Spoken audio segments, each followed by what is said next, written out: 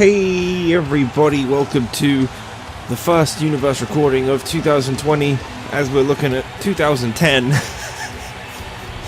It's July, Money in the Bank has been and done. Oh, that's loud. Money in the Bank has been and done. We got a new world champion on Raw. Brock Lesnar.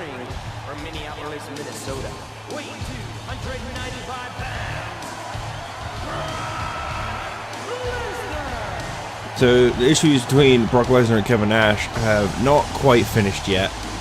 I guess they had a friendly handshake on the last episode of Raw, where they faced off against each other as well as Santino Marella in a triple threat.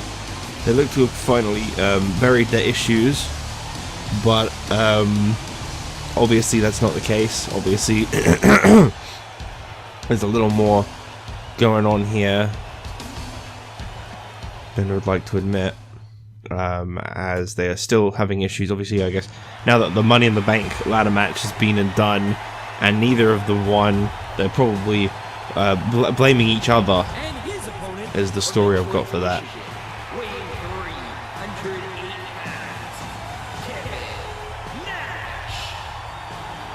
Big Kevin Nash. What a big fella. I didn't wake up that long ago. And usually when I wake up, I give myself kind of like an hour or two to wake up better, so that I'm not all bunged up. I did not do that, so if I sound like I'm sick or something, I'm not. I've just woken up from about 12 hours of sleep because I'd really needed it. I don't normally do that. Woohoo! I like his little spinny build up into it.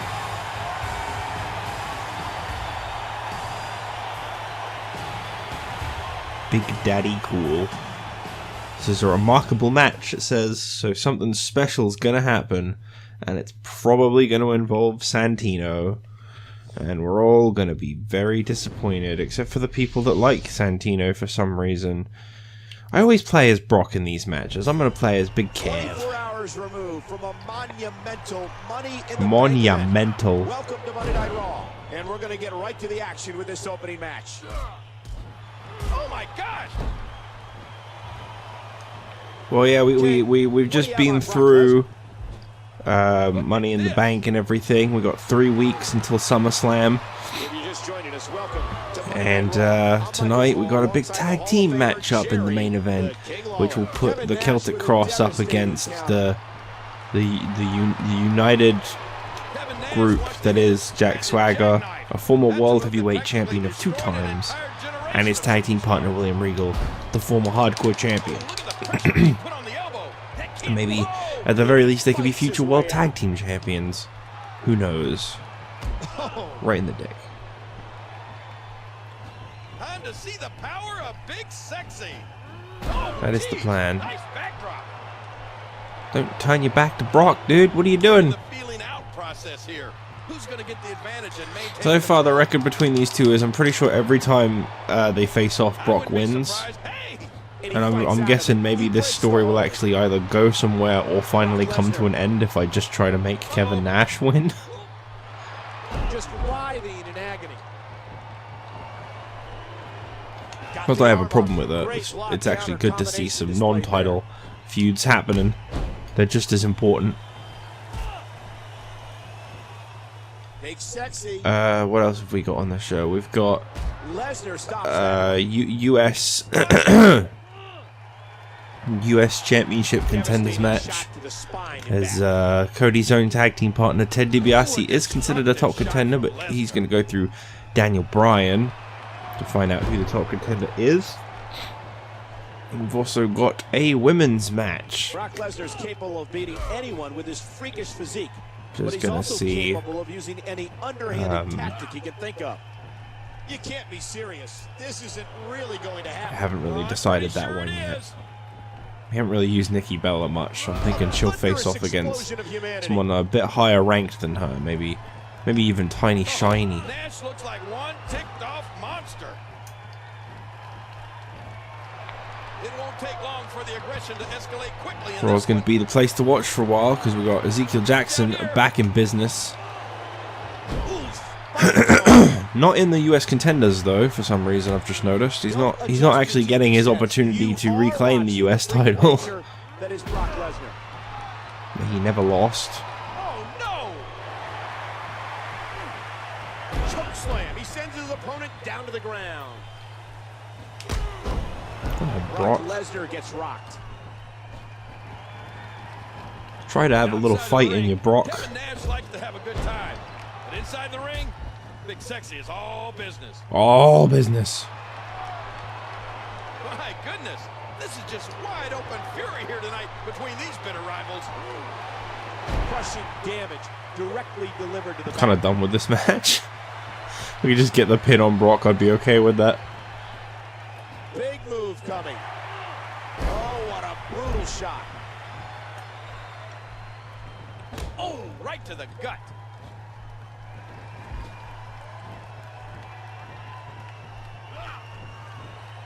Ouch. I suppose now's as good of a time as any to quickly say that if you're a $5 Patreon pledger or you have the Egyptian Saria badge, you are a super sub member here on YouTube, please give me your YouTube channel's email address as soon as possible in any private place that you can, whether it be Twitter, Facebook, whatever. There are links in the description, because otherwise you can't watch these videos early, which is what you're paying for, right? I mean, you might just be paying just because you like me, I guess, but that does seem a little odd. Surely you want the rewards.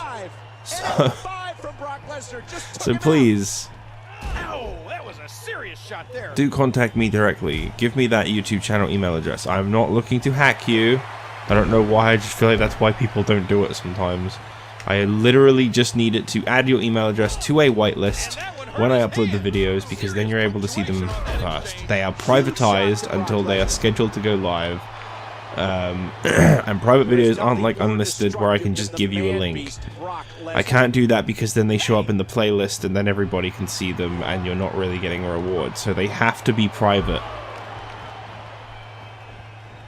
And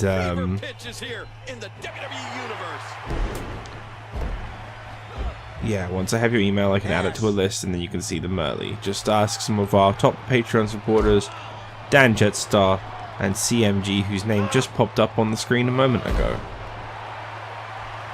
They do it. Cover here. 1, 2, and Brock Lesnar just barely gets the shoulder up. I like that he's not taking any damage from this match. This is doing nothing to Brock Lesnar. Man, this has been a great matchup. Brock Lesnar.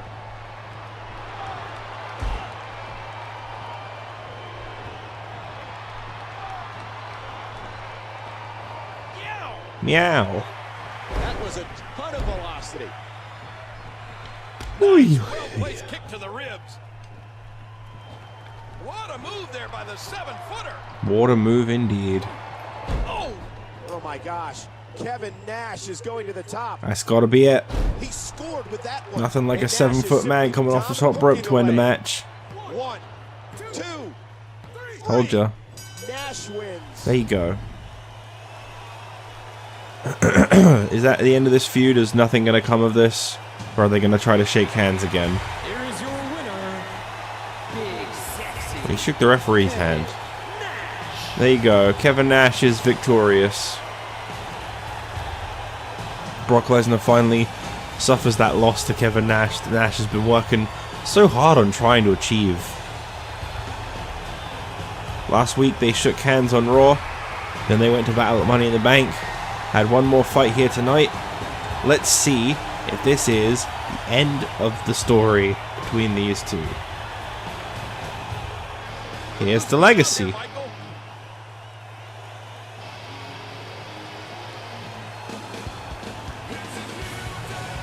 Well, I guess the legacy have decided that they've taken notice of Kevin Nash. We don't really know why, but it's the start of something fresh, I guess. And that's what counts.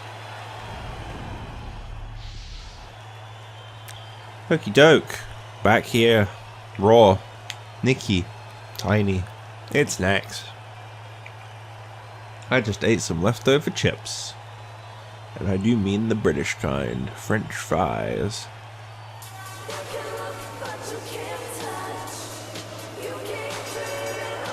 The following contest is scheduled for one fall.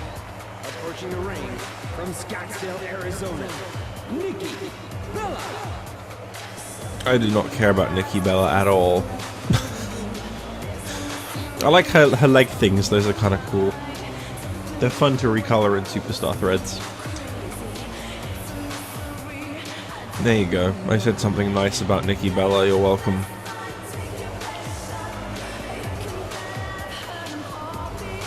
She's heard them all before, guys. Don't say any words to her.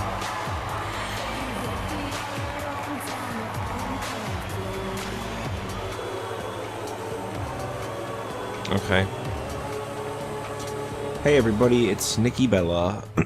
She's got a win-loss record of... Yeah, I'm pulling that shit up. You bet your ass I am. It's Tiny Shiny. Oh, dorkness. Buh. Iron Brew burps are the best burps. Oh, by the way, for the record, Kevin Nash is now 3-5 with that victory over Brock Lesnar, whilst Brock Lesnar is now 4-4. Gotta love that 50-50 booking. Tiny Shiny comes into this match with a win-loss record of 7-4. She's 3-1 this season, only having lost once when it mattered most, a Contenders match for the Women's Championship. But that's okay, because she's now the #1 ranked woman, as Trish Stratus did not win at Money in the Bank.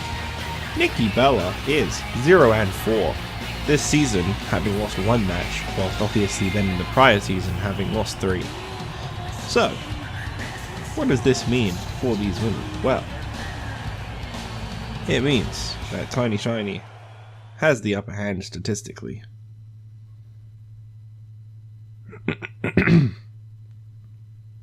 That is all. Ding. Here we go. One fall to a finish. Same rules apply as always. As it involves Tiny Shiny, I ain't gonna play. All in play. Attack right to the back. Got the arm up. Oh! Down in the corner. Not where you want to be.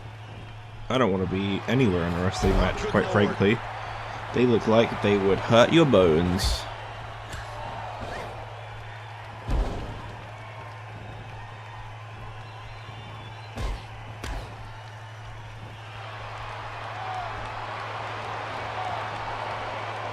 Well, the point is that you tried, Miss Shiny. Right hand to the temple. Oh, she does it again. And that's a stiff kick. Ooh, the head just bounced there. Uh-oh, this is bad. Leg sweep. What a knife edge chop. Oh man, that's a deep arm bar. Wait a minute. And she escapes the hold. Ah! It's been an incredible night so far, and King, we still have that big main event to go. Yes. The big main event. No. Dot, dot, dot. Debilitating impact to the spine. Which is... Big move coming. Big move coming. Watch it. I hope Tiny Shiny doesn't suffer a loss here, but... Great reaction. I have a bad feeling. Just squeezing down on the head here. Hang on. And she powers out. Whenever I leave the game in charge of a match that involves like Tiny Shiny, I'm always a bit like, you're gonna fucking make her lose, aren't you? You're gonna do that shit to her. You're gonna do the dirty. Pull a fast one, as they say. A tough jawbreaker there. Meow. Meow. Oh man, you take a shot like that and you feel it for weeks. Oh, tremendously painful move to the spine. Nice, well-placed kick to the ribs. Oh man, what a knee lift. elbow. Not this Excuse me, guys. As I said before on many occasions, when I don't know what to say, I'm just going to let the commentators talk. I don't really have a lot to say. This match doesn't really have a story to it. They're just kind of facing off because neither of them have really been utilized that much lately. And the women's division as a whole hasn't been utilized. And it's not even because, like, I haven't thought to use them or anything like that. The reason that the women haven't been used lately is because the game has kept booking half of Raw's cards every week to involve SmackDown people, and there's nothing I can do about that, because those are remarkable matches, which means they're just going to keep popping up, and I have to let them play out to get them to go away, as they finally did. They'll come back again, because that's how 12 operates, but for now, they are separate shows once more.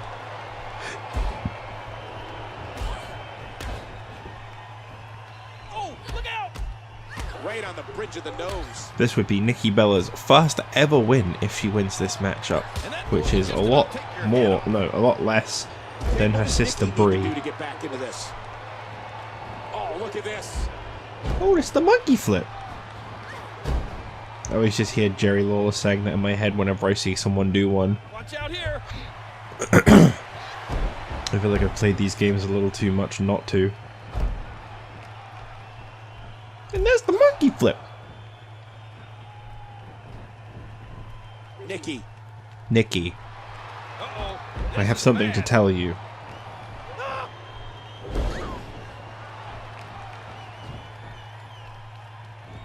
Big time pain to that bicep.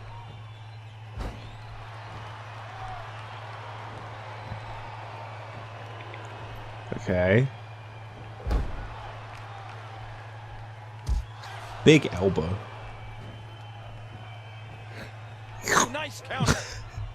Someone just had a delicious bowl of soup. Nikki. Oh no. Nikki dropped her on her Oh nose. no. Oh no. Oh, okay. She's not even going to go for her pin. Here comes Alicia Fox. Wow, nice takedown. Why? I don't know. This is the first time an interference has happened in this game, I think. Oof, man. She's looking to get out of here. Why is Alicia Fox here? Did she really just do that because Tiny Shiny activated her comeback? Is she like, I'm just gonna walk out of the ring. That'll save me. I mean, it did. It's just kind of pathetic. Big move coming. I think in this game, if you don't manage to use your comeback, you still get like a signature or a finisher. Apparently, she just wanted a closer look. Well, there you go. Still a victory. Tiny Shiny remains the #1 woman on Raw that isn't Karma. I think we've got our big women's championship match at SummerSlam, you know. I think it's the long-awaited one-on-one match between Tiny Shiny and Karma at SummerSlam for the women's championship. Although I don't know, there's only 6 matches on the card. One belt always has to be left out. Anyway, when we come out next, Cody Rhodes will be watching on. I didn't mean to say his name, so I just kind of playing with it. Cody Rhodes will be watching on as his tag team partner Ted DiBiase faces off against Daniel Bryan in a Contenders match for his United States Championship.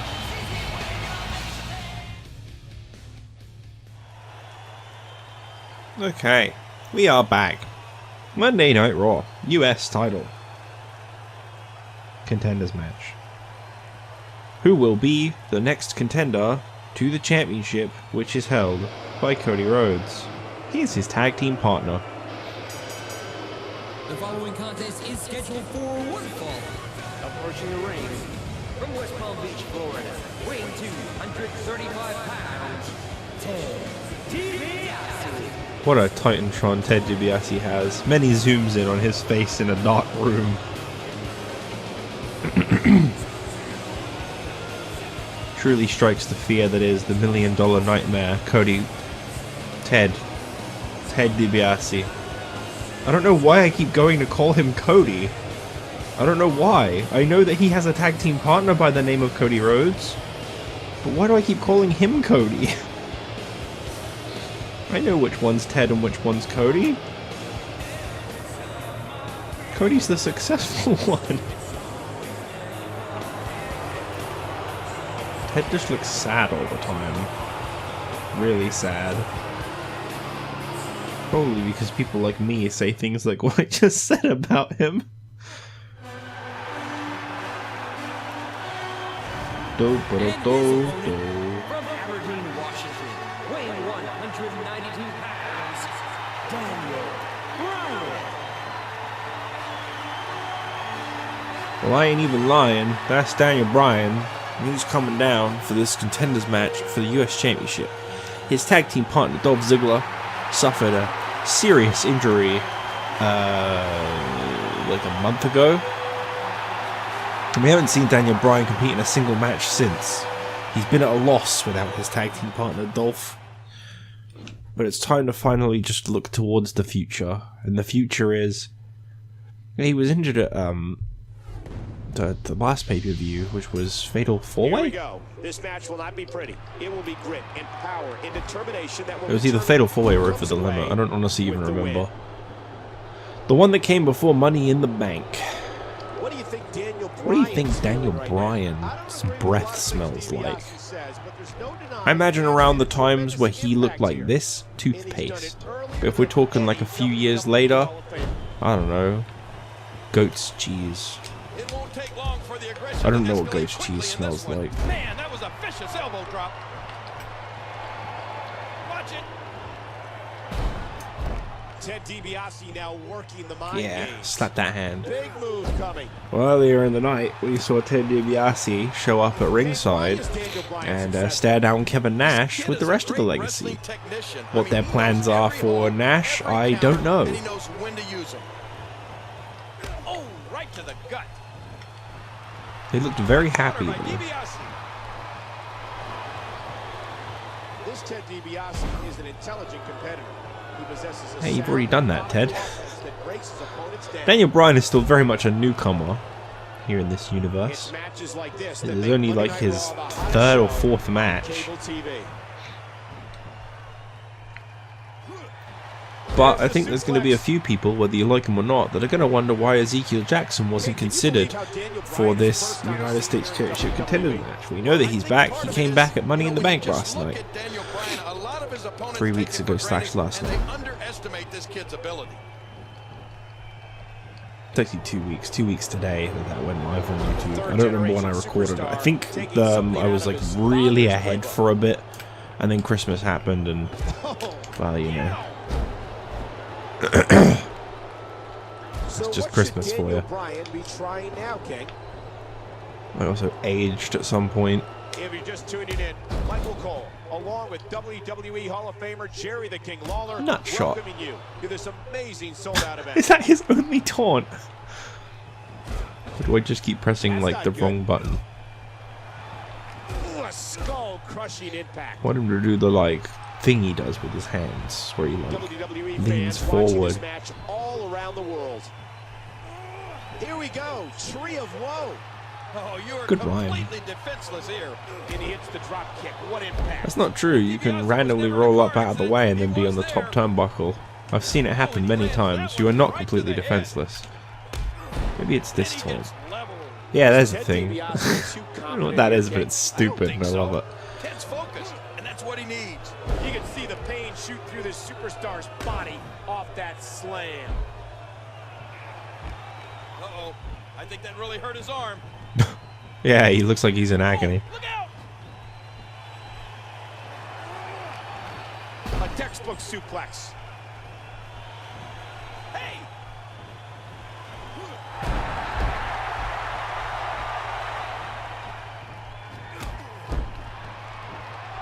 Okay. King Daniel Bryan calls this submission move the lapel lock. Why is it so effective? Well, I really wish you would go in the ring and let Daniel lock it on you, and then you wouldn't ask me that stupid question. I didn't actually remember to press reverse there. I kind of went into space for a bit, but thank you. Whoa! Whoa! Oh, Daniel Bryan's got that far away look in his eye. That was the worst move you could have done there, Ted. Ted DiBiase.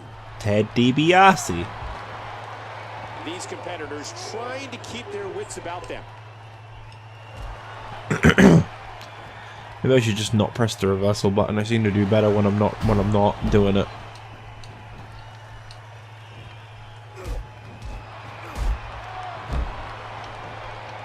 He's going back outside. Whoa.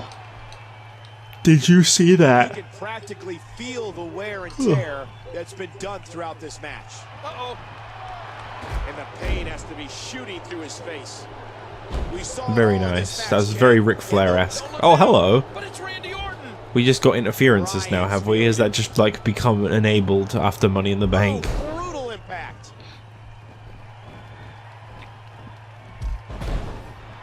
Oh, and DiBiase might be out.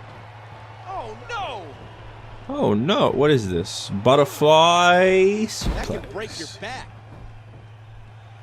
Daniel Bryan like a cat heading to the top. Oh, good God, that's Like it. a cat. Their bodies have Cats to be climb the shattered top to pieces. turnbuckles, fellas. Bryan's got the arm, looking for the head, and he's got it. He's got the locked. He's got it. He's got it. By God, he's got it. He's tapping. He's Ted's tapping, but the ref don't see it. Well, this is a shame. Bryan looks like he's about to have some fun. He's in a bad spot here. Ted tapped out. Ref didn't see it. Tisk, This has tisk. just been pandemonium. Randy, what are you doing? And Get out of the this ring. plan appears to Randy. backfire. Well, that was a stupid move. And again he moves to the outside. Not even close. Crashed and burned. And I guess that was Randy's work done. And he does it one more time. And there's an overhand right. Too slow. Woo! Nice reversal. Nice reversal indeed.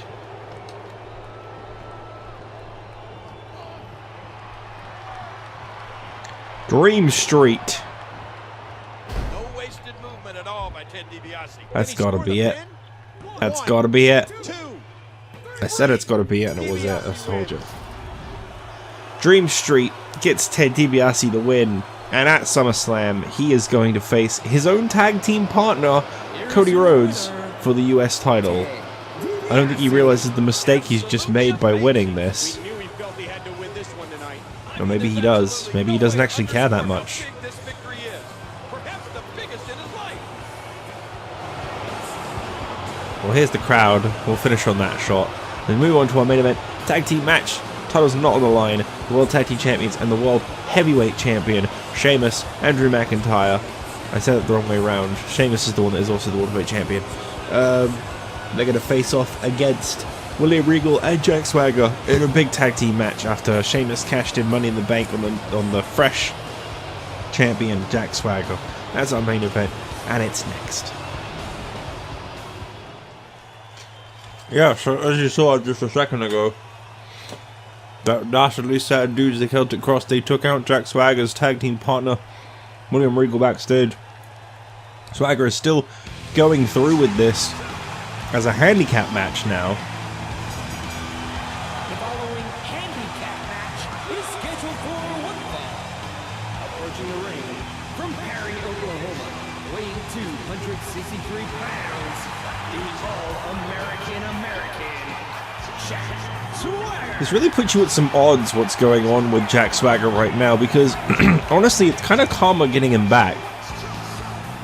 No, it's not nice to see it happen to anyone, but this is literally what Jack Swagger did to Edge all the way back at, what, Extreme Rules, when Edge won the World Heavyweight title, and it's just happening to him. He's just getting what he did to someone thrown back at him. You can only feel so bad for someone for that, in my opinion. Well. Oh. And the opponents, the World Heavyweight Champion, the Celtic Warrior, Sheamus. One half of the World Tag Team Champions, Drew McIntyre, William Regal.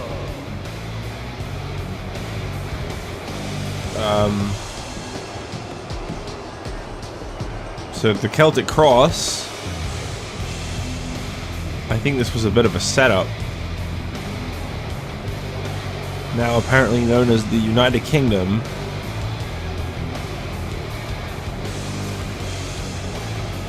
If I were Jack Swagger, I would get the hell out there. I don't know exactly what the plan here is. I mean, maybe this is like some kind of like double plan. Maybe Jack Swagger, you know, he's a good backstabber.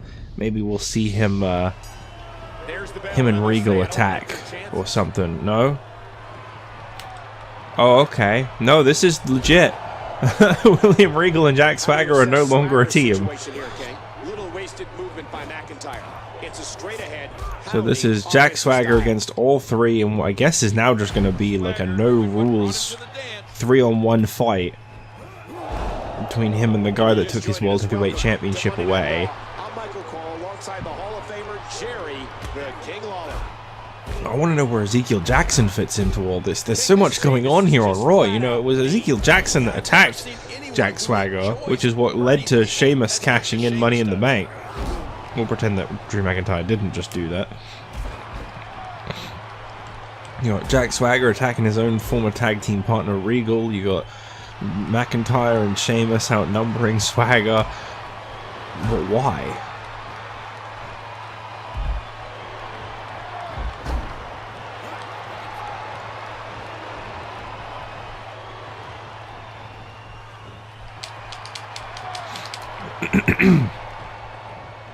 Hey! And he fights out of it. He breaks the hold. And there's the technique of the two-time All-American. It won't take long for the aggression to escalate quickly in this one. The only problem I think we're going to see in this is if it's a war between Jack Swagger and the United Kingdom. Well, William Regal was about the only guy willing to work with Jack Swagger. He's really burned a lot of bridges. You're not going to see Edge. You're not going to see Batista. None of these people are going to want to actually help Jack Swagger. Since 1993. He's going to have to find help in someone he's never crossed the path of before that hasn't watched his work. Because he's not a trustworthy guy. This is brutal. Well, SummerSlam is coming up in 3 weeks, and Jack Swagger is not currently aligned for a rematch, as he never successfully defended the World Heavyweight Championship, and obviously only held it for a few minutes. But because of the fact that Batista is technically no longer known as the former champion, his rematch clause expired, and he's not due a rematch either. So there isn't actually a contender for the World Heavyweight Championship right now at SummerSlam.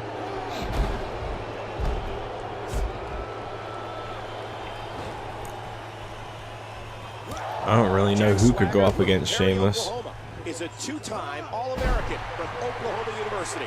Jack Swagger loves to brag about. And if we're basing it on win-loss records, it should be his own tag partner, Drew McIntyre. That's what's made him famous. It doesn't quite work like that, though. Oh, there you go. A little bit of fight back from Jack Swagger. WWE fans watching this match all around the world. Sheamus throwing more pain, more hurt. Rolling out of the ring, and it might be time for him to reassess the situation. William Regal and Drew McIntyre on the pursuit. The barbaric, ruthless Sheamus. Look at this. Managed to get Sheamus there. Oh, apparently we've got countouts in this this mess of a match. Oh no, that was Regal that was thrown in there. Thought maybe he'd gotten Regal too. Watch out here.